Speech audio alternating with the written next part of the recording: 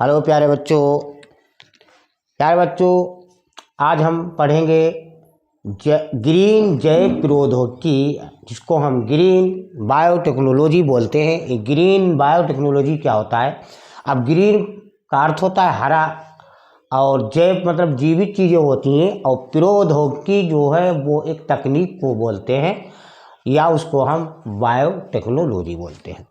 तो अब जो फसलें होती हैं, अब फसलें जो होती हैं तो वो हरी हरी फसलें होती हैं, सभी फसलें हरी होती हैं। जब वो पृथ्वी से उनका अंकुर होता है तो वो हरी ही होती हैं, बाद में पकने पर किसी भी कलर की हो जाए।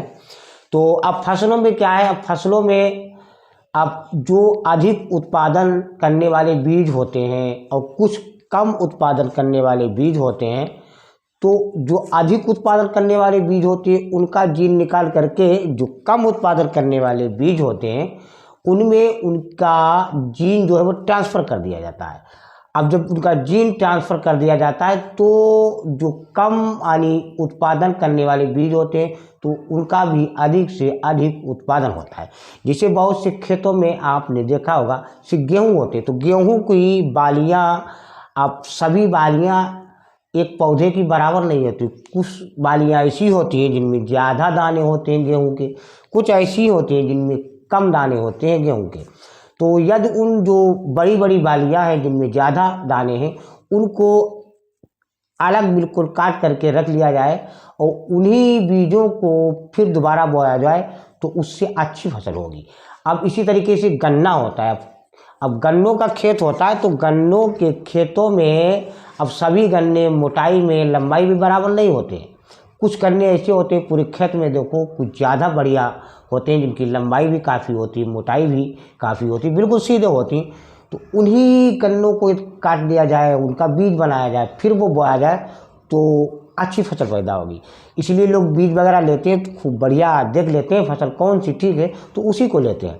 तो इसमें ग्रीन जो जैव प्रौद्योगिकी होता है, तो इसमें क्या होता है, अब ये किसानी के लिए होता है। यानी किसानी में अब नई नई तकनीक लाए हैं, यानी पुनर्योगज डीएनए, यानी डीएनए को दोबारा बना करके, अब जो हमने आपको बताया जो कम यानी उत्पादन करने वाली होती हैं बीज या फसलें, तो उनमें जीन पहुंचाया जाता है, उसी को हम ट्रांसजेनिक जीन भी बोलते हैं।